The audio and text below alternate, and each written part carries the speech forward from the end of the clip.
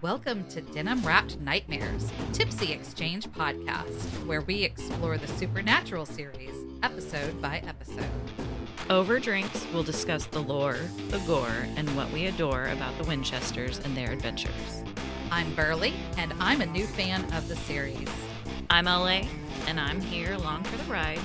Now let's get tipsy. Hello, LA. Hey, Burley. On our On our list, we've got a lot of things to do. we got so much. Check. But on last episode, titled Trial and Error, Kevin, guest star Osric Chow. What were you calling him, LA? I said Osiric. I like it better. Osiric. Well, good old Kev deciphered the tablet, and he figured out how to close the gates of hell. He told Sam and Dean that, according to the tablet, one person, Only one. the chosen one, we're back to them fighting over who gets to be Highlander again. Call back to seasons 4 and 5 there. Anyway, one must face a series of 3 tests designed by God. The first one, kill a hellhound and bathe in its blood. Sam and Dean argue over who should complete the trials. That's how it ends? Oh, okay. Okay. Wow. If you didn't watch it, spoiler alert, Sam did it. Sam did it. He did. And no one did Ellie. Oh, poor Ellie. So messed up. Poor Ellie. Today's episode, I don't like the title. You did not. You didn't like it from the get-go, and you certainly didn't like it once we were watching it. Well, the title is Man's Best Friend with Benefits, which is just very wrong in so many ways. Mm-hmm. But it's the 15th episode of season 8, and it aired on February 20th, 2013. When we saw the title episode, I was like, oh my God, it's the Skinwalker Lucky, Yeah. right? He's found a new home. Man's best friend with benefits, like he's getting benefits of the free home, like tricking the woman again or tricking the family again. That's what I was thinking. Well, that's sweet that your mind went there. Yeah, because I was thinking, Mine did not. surely, let me finish. I was thinking, like, surely it's not the obvious thing here. Nope, guys. It's totally the obvious thing. Well, in a sense, I guess you can say. All right, well, this doozy of an episode starts Oh my God, man. in St. Louis, Missouri. And we're in an alleyway. There's a big sign for a hotel. And a fellow walks out along with a lady. And he said, thank you for letting me do that to you. Yeah. I was like, what? We know what that means. Oh my God. And he's like, let me give you something. Pays her, and he takes off. And she's walking on her own, kind of hears something behind her, feels like somebody's watching her, which they are. There was a really cool zoom in to her, some horror trope stuff, tactics. She's walking and turns really abruptly when she hears something else, and there's a man standing there, whips out his badge, and he's a cop. So he arrests her for prostitution. He puts the cuffs on her. You think he's going to take her away, but no, he starts to choke her, or what you think he's doing is choking her. But then it turns out there's some sort of crack noise, like he just split her spine open, her neck open, and blood. Yeah, we got our 68th blood splooge of the Supernatural series within this intro. I still don't understand exactly what happened. I don't either. He he does it again. He exploded her neck, all on his face. With some sort of cracking noise. Mm-hmm. Was that her trachea? Yeah, I don't know. Just brutal. Yeah. After cuffing her, cuffs her and then spins her around to murder her. It's rough. Just as the blood splooge happens, we see a man waking up in his bed from his dream. Or actually, we see a dog on the floor next to the bed. A beautiful Doberman, by the way. The man wakes up from the dream, and he was dreaming of killing this woman. The next morning, he gets up, and, he's just like, what the fuck was that? Right. That was disturbing as hell. Makes his coffee, doing his morning routine, and he goes to throw something in the trash. I'm sure probably coffee grounds, who knows, and sees his shirt from the dream in the trash can with blood all over it. Yikes. Oops. Oops. It's a big oopsie. Whoopsie daisy. Yeah. See, that's more than it looks. So then we flash to Sleepy Lodge, The Sleepy Lodge. The Sleepy Lodge. You and I both went Sleepy Lodge. At the same time. Yeah, it was perfect. And the boys are there, and they're getting out of the car arguing about who the better stooge was of the Stooges, the three Stooges. Yeah. And we had to look it up. We did, because we were like Larry, Curly, Moe. What were they talking about? Who is Shemp? Well, Larry, Curly, Moe were like not their actual names, it turns out. Whoever uses the actor's real name It was very referring confusing. to the Three Stooges, at least, I feel like. You know, we have a lot of criticisms about whoever wrote this episode. We're not there yet. But this, right off the bat, threw us for a loop. Yeah. We were very confused. We had to hit pause and start Googling stuff. I'm still not sure which stooge Shemp was. Yeah. I'm fairly certain it was Moe. But then we kept seeing pictures of the Three Stooges where there wasn't the bald guy. And I'm like, where's Curly in They these? all looked, the pictures were all very different, and it was very confusing. I got very confused. Yeah. But with respect to the person that wrote it, I know how hard it is to write script and dialogue, so Right. respect. Just this one threw us for a doozy. They're walking in, and I think one of them asks if they're going to call James, and they're like, oh, let's do it tomorrow. And so much exposition in this episode. yeah, a lot. So much exposition. A lot of explaining of prior. Yes, so much of it that I was convinced, what is the episode that they keep referring to that we're supposed to apparently know this, like just so much exposition. Yeah, I agree. I would have rather them have just picked a character from a previous episode or something. Yeah. They get into the talks about the trials again. And Dean's worried about Sam, and he's still on the thing like, oh, you know, we could still find another hellhound, and I can take him out, and I can do it. I'll take over. Yeah. Just tap me in, brah. And Sam's like, no, not gonna happen. I'm doing it. Dean leaves to go to the store, which is what started the whole conversation, because when he was leaving, he asked if Sam needed anything, and he's like, but do you really need anything? But Totally casual and comfortable with it. So while Dean's gone, Sam goes to the bathroom but starts hearing like a scratching noise. And I immediately was like, oh, it's a doggy. You were. Well, there's a little doggy up there. Where I was going, oh no, what is it? What is the monster? And so he goes to the door, and sure enough, the Doberman from the beginning of the episode is sitting there. And she just trots right in, gets up on the bed, and she's beautiful. And Sam comes over and is like, oh, are you friendly? Which I'm like, clearly, otherwise she probably would have already done something to you. But rolls over to get her belly she scratched. wants a belly rub. Oh, she's so cute. It was so cute. And he obliges her, gives her that little belly scratch. And so then, This was your favorite part of the whole episode. I loved it. He hears Dean like coming back. So he goes out to shut the door behind him and tells Dean that he wants to explain. Right. That she just came out of nowhere. She came to the door. She went immediately to the bed. Didn't bring in any dirt, just fine. She just wanted her belly scratched. And maybe we should just let her stay until tomorrow. Yeah, just So let her the morning. Let her stay the night. Let her Yeah. stay the night. Yeah. And so I'm sitting there, as we all are, like, oh, Dean's going to be thinking it's some hot chick in there that showed up. But he's going to open the door and it's the dog. But nope. No. He opens the door and there's a beautiful lady there laying on the bed. Yeah. And a little LBD. Mm-hmm. And pumps. And the collar is still on her. It's a choice. Yeah. It was a choice. But Dean agrees. He's like, yeah, she can go home She in the can morning. stay. She can stay. I did not think it was going to be a beautiful woman on the other side. No. I personally didn't. Like, whenever Dean was sitting there being like, I would have been like, what the fuck are you talking about, Sam? It was funny. That was funny. Well, I guess I feel like at first in the conversation he was thinking that, and then when the belly scratch came in, that might have thrown him for a And loop. she didn't bring any mud in. She didn't Yeah, try. okay, yeah. Okay. Anyway, it was cute the way they did it. Yes.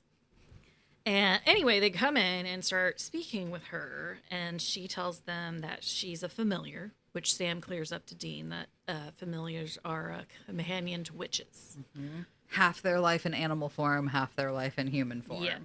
And she states how she can get a better read on people when she's in her animal form. Makes sense. Which, yeah, I completely agree and understand. And she actually belongs to James, who they were talking about calling tomorrow. She mentions that James has he became obsessed with the witch culture and all these things after he had helped the boys and apparently saved their lives at some point that we are not privy to.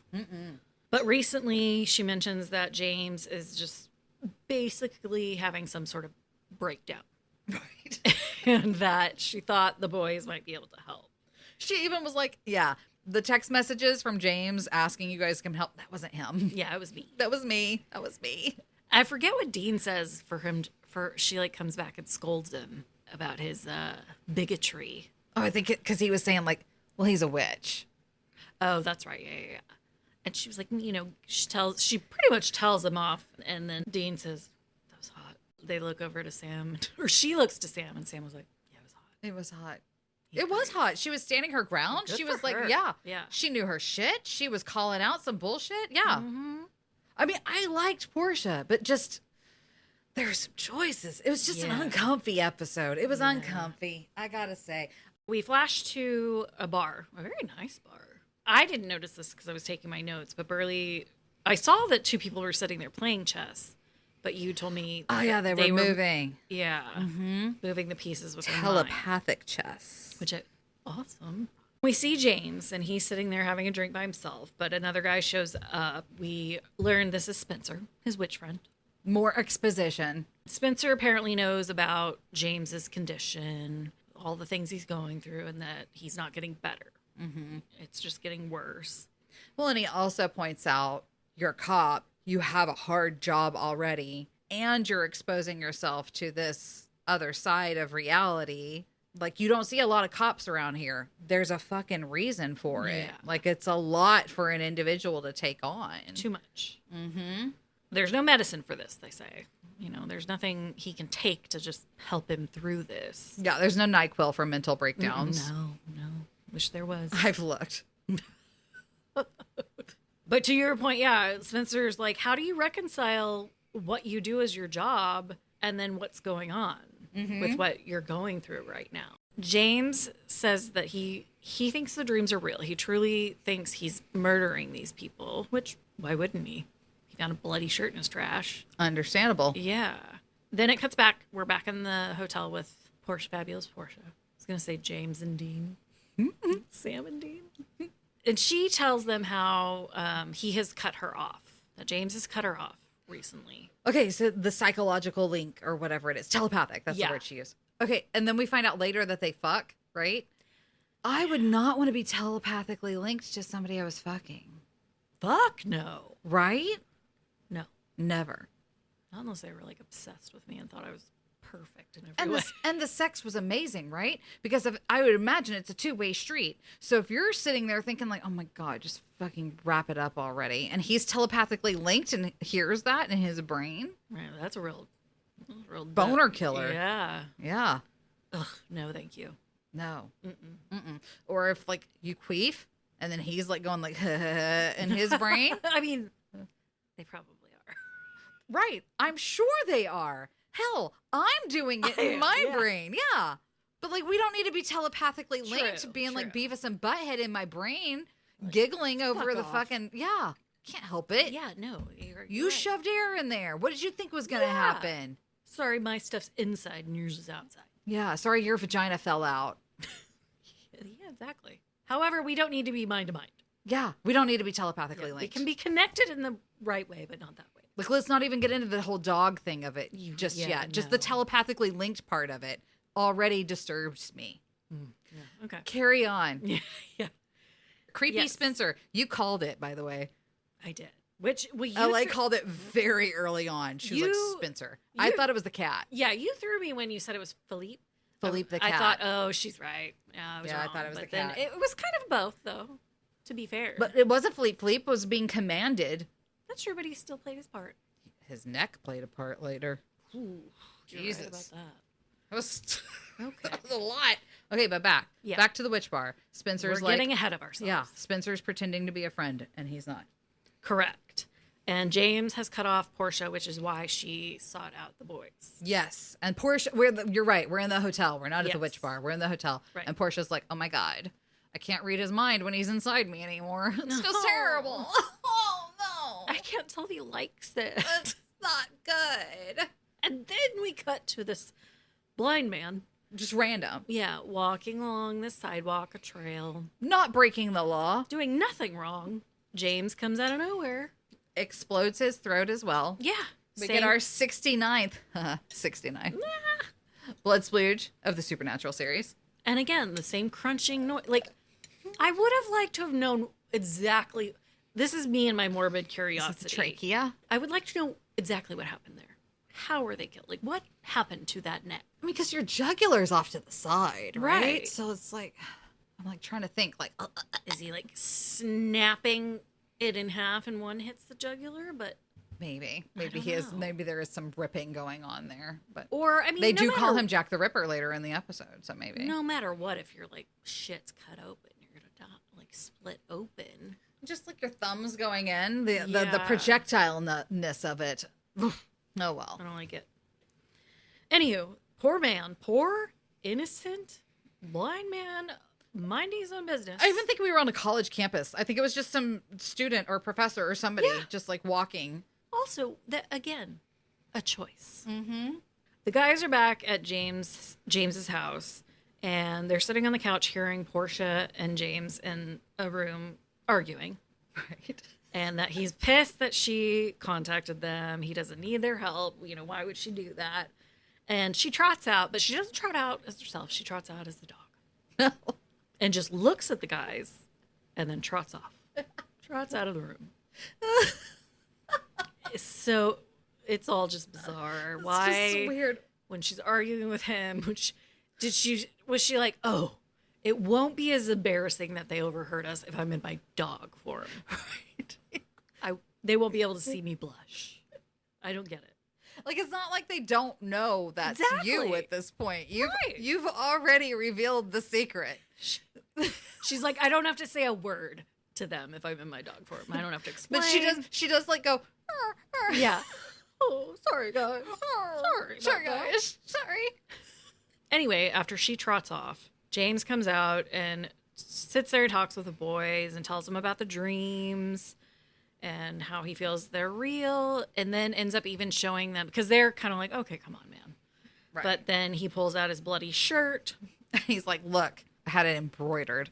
He's like, I know it's mine because it has my initials on it. I tagged it. I get my shit embroidered so I get my- won't forget who I am or lose my clothes. Right? JFM, look. Yeah. Look. What It's was it? right there. James, what was it? Oh, JMF. JMF. What's the M? I don't remember. I know it's James Frampton. Yeah. Anyway. Mary Lou. Who gets their stuff embroidered anymore? James Mary Lou Frampton. That's who. He tells the guys he's had a total of four of these dreams. They pretty much tell him, all right, we're going to look into this, but you got to stay put. You're on house arrest. Dean, not so nonchalant, just plops a bag down and breaks out like a huge bag of chains, which, Iron. yeah, and not like shiny new, like, it was like old shit, like, I mean, rusted. He's going to get a tetanus infection. Especially after the activities that we know he does once he's got those chains on him. We find out that Sam, through his research, does in fact find that there have been 4 murders, just as James told them. And he looked good in his suit. And that's when I made the observation of Sam only looks funny when he's running and doing stuff when he's in that big bulky jacket, whatever that jacket is. That big puffy jacket, that khaki jacket. I'm gonna have to start paying more attention. Yeah. To this walk. It's those long arms. But they're like this. You know, they'll get chapped if they have to sway next to the hips. Yeah, when he's in the suit, it's like suave and this. But then when he's in that big jacket, it's like, Okay, I don't know. Back at the hotel, Dean has a whole table laid out of ingredients for this witch killing spell. I think whenever the ingredient that he brought in with him, where he was like, oh, I got the last one. I think it was the raw chicken feet again. Oh, God. Because it looked like it was pink and like meaty. I didn't see that. I'm glad I was taking a note and didn't see that. But he mentions how he's a little worried that they've never seen this spell work. Mm-hmm. And, like, you know, maybe they should, I don't know. I mean, they can't really do a trial run. Yeah. They're just like, it's Bobby's spell. We're just going to have to trust Bobby. Yeah. Sam mentions James went up in the ranks of the police force really fast. He said that he practically has a 100% solve rate on his cases. Yeah, crazy. And once again, Dean's worried about Sam completing these trials. Like, this is never, it's like a couple with a never-ending argument. Right. It just keeps coming back. They'll be having a conversation, and then all of a sudden Dean will be like, are you sure? He's like, are you sure you're okay? This can lead me into back to our conversation previously. But yeah, so of course Dean's worried about him doing the trials. He thinks he's not sure Sam can do it. And Sam kind of puts him in his place. It's not that you don't trust me. It's that you only trust yourself. Right. To do these things. Which does put Dean in his place. And he's kind of taken aback by it. So he changes the subject, shocker. And mentions that maybe there's not another witch. You know, Benny and Kate didn't have a choice in what they became. But James did. And what if it's James behind all of this and they got to do what they got to do? Sam goes back to the police station and talks to Special Agent Stoltz. Stoltz mentions something about a witness. And Sam says, well, that's not in your report. I didn't know there was a witness. Stoltz kind of blows it over and Sam gives him, he says, okay, well, we actually went back to the last scene and found this shred of fabric. You know, maybe you can have it tested. He's like, you know, everybody makes mistakes. Everybody misses something. Yeah. Like, so the agent takes it, and goes off with his tech, and Sam tries to open the door that they had been just come out of and standing in front of chatting. But then we're back at the witch bar. I think it's the same bar. May not be. I don't know. I think it is. But Dean and Portia are there. And they had some symbol on the tables that they kept showing. Oh, and also the outside. It was like a old rundown brick building, but it had that symbol on red it. symbol. Yeah, you're right. I think it's the same place. So they sit down with this cat. We don't know he's a cat. He's a cat. And Dean's all like, Pachoo. No, but they do sit down with this gentleman, and she introduces him as Felipe La something. La Chat. I mean, come on. Oh my God, it's a big mystery. As you said, he sneezes and mentions that, oh, that only happens when I'm around a cat. And Portia and Philippe just both are like, He doesn't know. He doesn't know. He doesn't know there's a little pussy sitting across from him. He says something to Portia, which we didn't understand, about something not being over with James. Right, and how, like, she broke the rules. Yeah. And we were like, what is he talking about? No, we find out. We find out. Anyway, Spencer shows up, and Dean asks him if a witch can control another witch. Spencer replies that he doesn't think so. Never heard of it. Liar. I was right. I did call it. And then Philippe was like, see you later, teen. And his eyes went yellow. Oh my God, he's a demon. Pretty little black cat. Oh, black cat. And they take off. Sam calls Dean and lets him know that they got their results back, and the blood on the shirt matches victim number 3. Uh-oh. James is doing these things. It is him. And Portia, after they find all this out, she's chaining James to the bed. In a teddy. So yeah, in a teddy, which... Okay, but her collar is still on. He was under house arrest. And she still calls him master. Okay, yeah, we'll get there. So I'm not quite sure why he had to be chained if he would just, like, willingly wasn't leaving the house. Maybe she just took them off to, like, moisturize. Oh, well, I guess it's because he's leaving in his sleep. He's sleepwalking to kill these people, I guess, right? Oh, yeah. The guys have said, like, until we figure out if you're being controlled or something like that, you're under house arrest. You have to stay here. Right. Now, why they decided house arrest had to be chained to the bed, I don't know. I think that was Portia's choice. You think that was Portia's choice? Okay. I mean, Dean just brought the chains. He didn't say where to chain He just brought the tools of the trade. She's the one who was like, bed. She said bed. Mm-hmm. Okay. Yeah. Yep. Yeah. She's in her teddy with the dog collar still fucking on. And so she starts straddling him, which is like exactly what I didn't want to be happening when I heard the title of this fucking episode. He tells her, you know, he'll do the right thing if he is the killer. And even if he's not, he'll do the right thing. He's just that great of a guy. He's such a good guy. Even though he's fucking his familiar. Yeah, whatever. That's such a weird...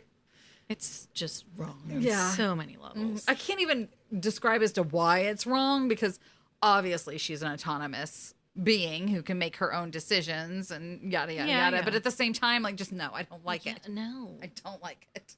And then she has her Visions. their vision, where she gets psychically linked to him again. Because we learn later that they hadn't fucked Can you or been intimate imagine? in weeks. Yeah, it's been so long. It's been so long, and he's been blocking Because her. he's been killing people. Okay, but can you imagine, based off of what she tells the guys in the next like scene or whatever, they're fucking while this is happening, right? And has visions of him choking other people's necks into exploding on his face. Mm-hmm. And the man's inside you.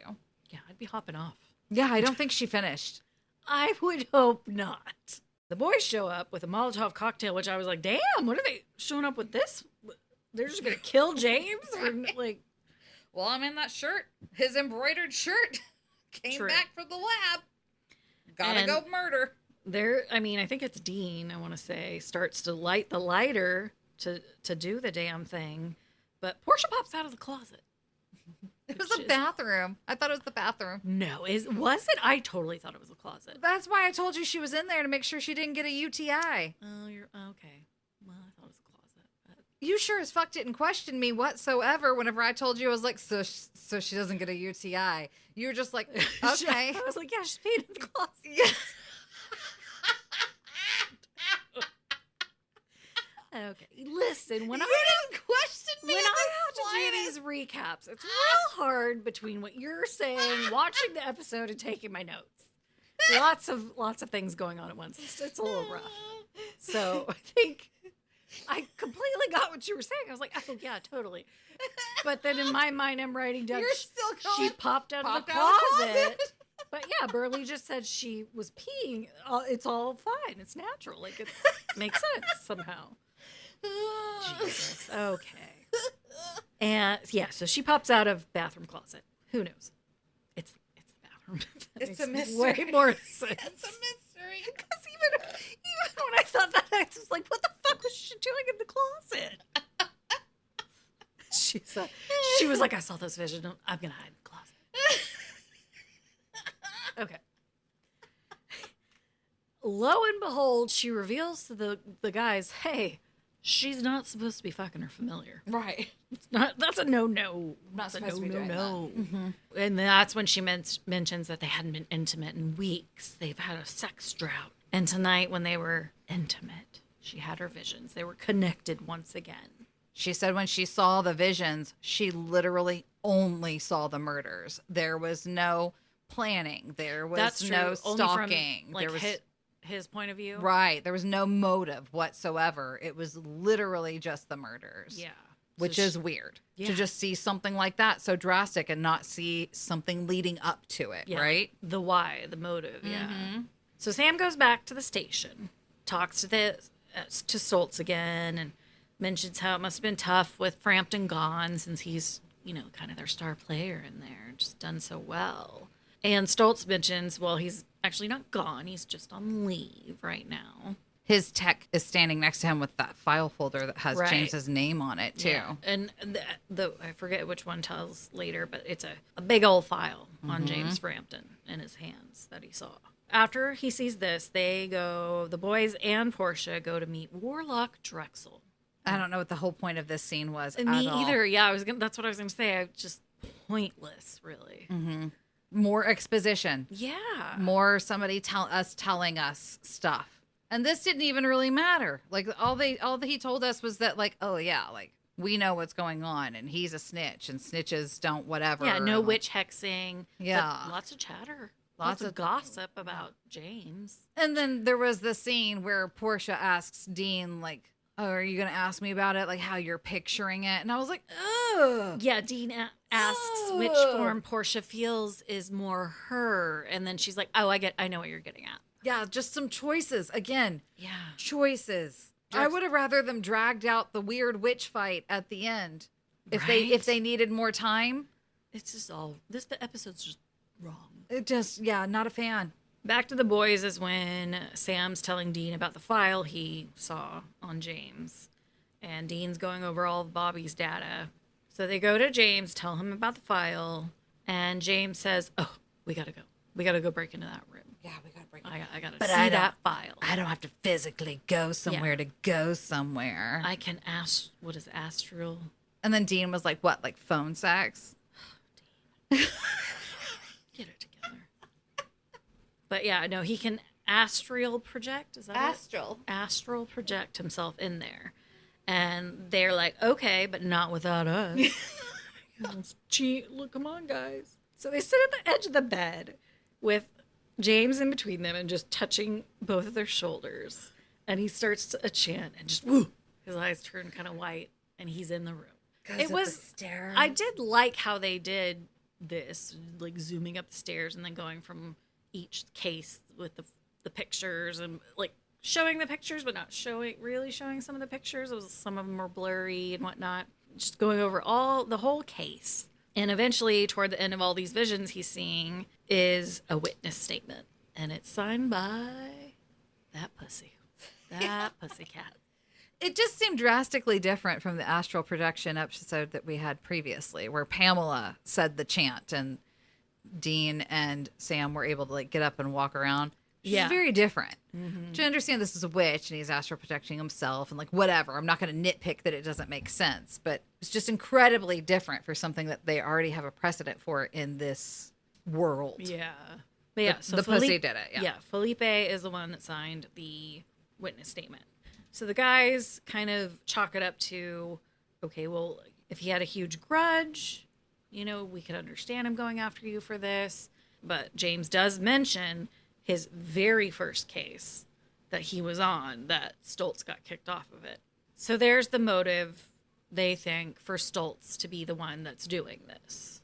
James gets very upset about all of this when they're discussing it in his bedroom after he's been unchained. And he throws the boys back. And Sam... I was wondering if you were going to do it. I mean, it's so stupid. But Sam is thrown into this corner where there's a wicker basket hamper. And in my mind, I'm like, this was not supposed to happen. He was just supposed to be like thrown into the corner and rolled off. But his knee gets stuck in the hamper.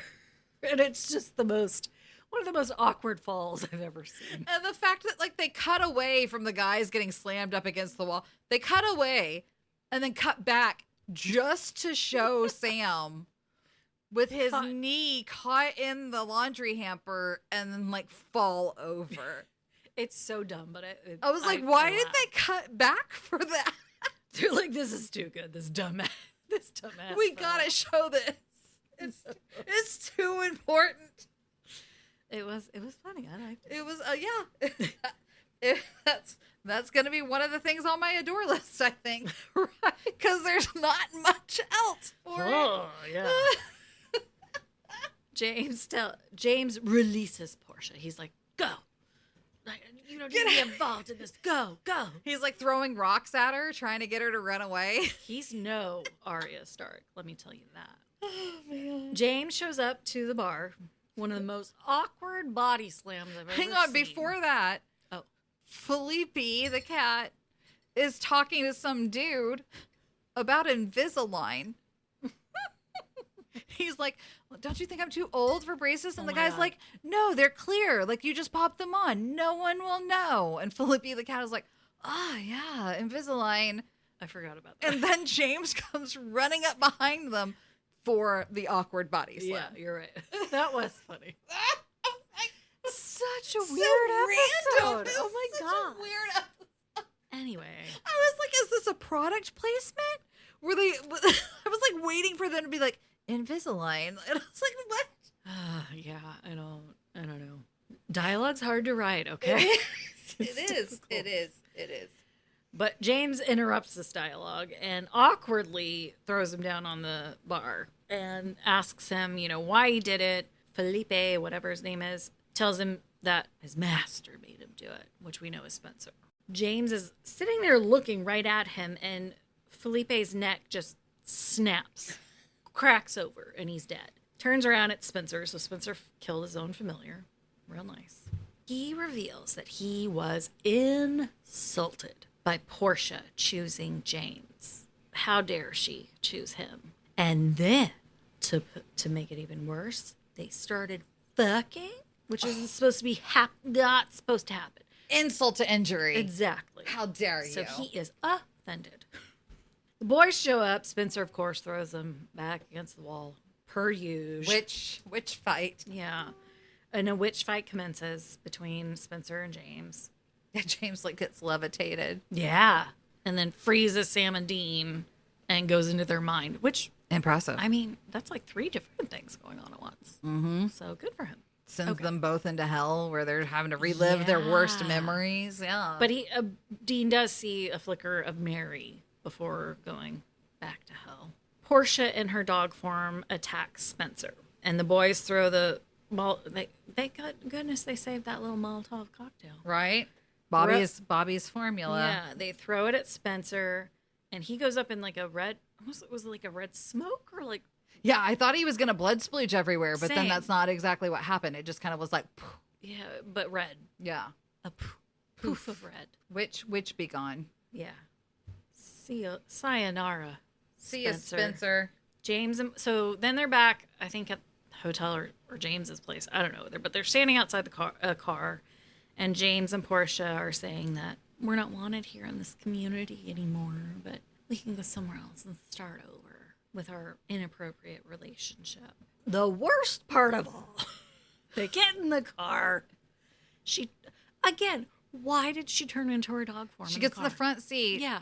Where that dog should not be for safety no. reasons. And then like shuts the door and then's like, I'm a dog again. Yeah, driving off. Like, does she have control over whether she's in human form or dog form? Because in the first scene that she's in, that leads me to believe that she does, because she's like, oh, I trust people more in my other form. So that leads me to believe that you can decide which form you're in. Mm-hmm. So why did you decide to just randomly turn into a dog? Or is it different with her familiar there? And he makes Her the decision. master? Yeah, her master. I know. He says, you keep oh, calling I don't them- want you in the front seat as yourself. Be the dog. I don't know. Which just... I just don't like any of it. It's just weird. It's just weird. But all of this entire episode ends up making sense because of the conversation that happens at the end, right? Does it? Right? Does it? The whole thing pays off because of what we see next, right? I mean, Dean owns up to that he was wrong about Sam. He's like, because I saw some shit whenever I was under that witch's spell. Yeah, after seeing the visions Spencer brought up in his mind. Saw mom, Especially and some mom, stuff, which, yeah. again, I'm still like, how did What? this correlate Yeah. to that? But okay. He understands now that the only way to get through this is to get through it together. Right? Together. And that he does trust Sam. Dean says, if you're good with this, you feel good, you're good at doing all this, I'm with you 100%. And Sam says, yeah, I'm good. And then has a little cough. Something. And we see the blood on And then he coughs up a little blood. Yeah. And wipes it off and just sure as shit isn't going to tell Dean about it. And that's the end of this fucking episode. And I'm shocked to see who wrote it, because these two people are legends. They have written iconic sitcoms and whatnot throughout their careers, but it was Brad Buckner and Eugenie Ross Lemming. Maybe we need to rewatch it. I don't know. I don't want to rewatch it. It was directed by, again, John F. Showalter. He did Clap Your Hands If You Believe, which we adored the choices he made in that one. Yeah, There's just lots of problems. I feel like it was just luck of the draw that they were just kind of given an assignment. Problematic. It was it was just not. And then just for it to come around to the end to just be like, yeah, I trust you now, brother. What? I guess in their defense, though, maybe they're used to writing stuff like that for other things, and it just didn't work for this one. Yeah, it just it's been such a, I guess not necessarily linear storyline. Ish. I mean, they've Somewhat. had some detours. There's detours, right? But not such a thing to like be recalling back to stuff we don't know about that we never saw. Right. So much exposition on Yeah. this, where there's been some exposition to remind us about shit, but like Right. this was just all exposition Had no idea. because it's a case that we never saw them work. Right. It was like the one with the serial killer guy. We got a little bit of the exposition shown to us in the beginning, right? It did the flashback. But yeah, this all of the gaps were just dialogue filling us in on everything. Right. And I remember which was already rough. You, who doesn't like flashbacks, saying, "Why didn't we just get a flashback?" I would have rather just had a flashback. Yeah. I would have rather you have just I would have rather you have just shown us the case where James in the beginning, where James saved their life, and Yeah. that this is somebody they're coming back to, rather than just so much exposition. And then just the problematic nature on top of it. Yeah. And then, like I said, you had to point out to me, I was already confused in the beginning where I was like, wait a minute. I thought Dean wanted to do the trials because he was certain whoever did it was going to die at the end. I didn't think it was because he distrusted Sam's capability of doing it. How did we jump from one to the other? And you explained, well, I think that Dean's kind of using that as are you sure? Are you sure? Because he wants to do it for that reason, but he's trying to get Sam to doubt himself and so that he can take over. so that he can take over. And I was like, okay, I can follow you with that. Yeah. But then for this story to be the thing that brings Dean around in the end, Yeah, it doesn't make sense. it doesn't make sense. This is seriously probably one of my least favorite episodes of the entire show so far. I hate to say that because I don't want to like insult anybody or downplay anybody's talent, but I agree. Yeah. That's what I'm telling you. But Is that kudos I to you feel guys like because- I feel like they were probably given an assignment of this is what you have to work with. This is how the episode needs to start. This is where we need the episode to end. Go. Yeah. And that they literally had a week to figure it out and make it work. That's what I'm assuming happened here. Well, even if it's no matter what, like I would just say kudos to you guys because I couldn't have even written this. Yeah. I mean, You know, all the there's dialogue. No way I could have even come up with this. I'm terrible at writing dialogue, scripts, whatnot. So you are talented. You're wonderful. You're great. Right. It just didn't fit, I guess, with this world.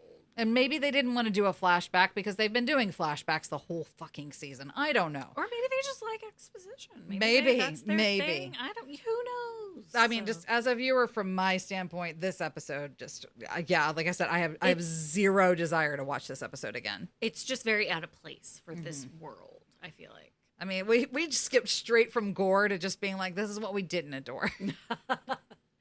But yeah, we got 2 blood splooges in this episode, so there was definitely some gore, definitely some sound effects. Oh, yeah. Saw that dude's neck snap. Like, that was rough. So there was plenty of gore in this episode. Did you happen to adore anything about this episode?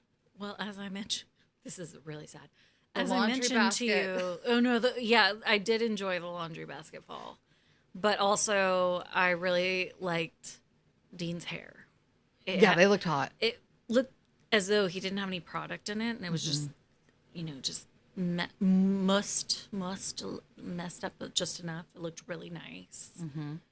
And I will say I do like the ending where Dean is trusting Sam to say, like, let's do it together, even though it didn't make sense. Right. What about you? I mean, the laundry basket was pretty funny. It was pretty. all you got? It was pretty funny. I liked that laundry basket. Oh, and I will say, I loved the Doberman. She was beautiful. Well trained. Yeah. Gorgeous dog. Well, let's go on to lore. Let's just move on, y'all. For lore, I'm going to be talking about an article from medium.com titled Familiars. What are they and how to get one? And it's by Kira O'Connell. She lets us know right off the bat, my familiar is a fox. Oh, I love little foxes. She means the animal. She's not saying her familiar is like sexy. No, I know. I just felt the need to clarify because of the episode that we just watched. Yeah, you know what? Fair enough. Yeah. Yeah. Okay. And she wants to delve into the history of familiars as well as ways to get one. Ooh, I want one. During the witchcraft trials in Europe in the 15th to 17th century, familiars were seen as demons sent from the devil to aid witches in witchcraft. Often, they were seen as possessing the bodies of animals to disguise themselves. If a suspected witch had a mole or skin growth, it was seen as the way they fed their familiar. Gross. Yeah, he thought it couldn't get nastier. This is okay. Here we go. That's what I'm telling you. I feel like they were just kind of given this topic and they were like, okay, what can we do with it? Now, in modern paganism and witchcraft, many witches choose to incorporate familiars into their practice.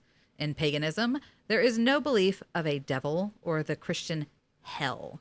Instead, we believe in deities and divine forces that guide us through life. These can also be ancestors, plants, animals, spirits, spirit guides, and other similar teachers or protectors. So, what is a familiar in modern witchcraft? It depends. Many people associate cats with witchcraft because of modern media that has portrayed witches as being associated with cats for years. What up, Sabrina? Some witches do have cat familiars, and others have other physical animals that can help them with their magic. Some witches also have spirit familiars or guides that they have called on to help them in their practice. These are usually animal spirits and can be lost familiars or animal guides that have been with them throughout their life. The most important thing to keep in mind is that familiars aid you in your magic and your orgasms, apparently. If you have a cat who you know would ruin your altar space if they were near it, chances are they're not your familiar. There is a big difference between pets and familiars, although sometimes they can be both. For example, if you have a hedgehog who gives you quills and will meditate with you, that could be your familiar. And it's important to keep in mind that just because your familiar isn't your pet doesn't mean you love your pet any less. It just means that love is different between you and your pet than between you and your familiar. Yeah, James. All right. All right. Now that we've covered that, it's very clear. I'm sure that everybody understands what a familiar is and how to use one. Perfectly understands that, right? So how do you get one? Well, I'll start with how I got mine. Again, this is not me. This is not Burley talking. This is Kira right now, just FYI. When I started witchcraft, familiars were an interesting concept to me. I had known about animal guides for many years, but I didn't know that familiars were any different from an animal guide. And in some ways, they aren't. Anyways, I digress. I was seeking out one for a while, and one day, when I was looking at one of my many wonderful witchcraft shops the internet has to offer, I came across the familiar section of one of them. It displayed an array of bones, paws, skulls, and that seemed like the answer to my question of how do I get a familiar? You just buy a dead one, apparently. Okay. I happened to have a little wooden fox statue that's been sitting in my family's living room for years, so I grabbed it off of the table and meditated with it. It was my first time contacting my familiar, and it felt great. He was kind and sweet, and he told me that while I didn't need the bones, thank God, it would help his spirit find me and connect to me deeper. So I got the bones. Oops. Now I have them on my altar, along with a candle that I burned for him, some crystals, and a few other things. And that's what I've got on familiars in the real world. Okay. Well, quote to close it out. Quote is from Sam Winchester to Dean. By the way, I gotta hand it to you. It's been 15 hours since Portia mentioned her night with James, and not one bestiality joke out of you. Jesus. Cheers. Thank you for listening to Denim-wrapped Nightmares. Follow us on Twitter or Instagram, leave a review, and let us know how we can get involved in the fandom. This was fun, jerk. It always is, bitch.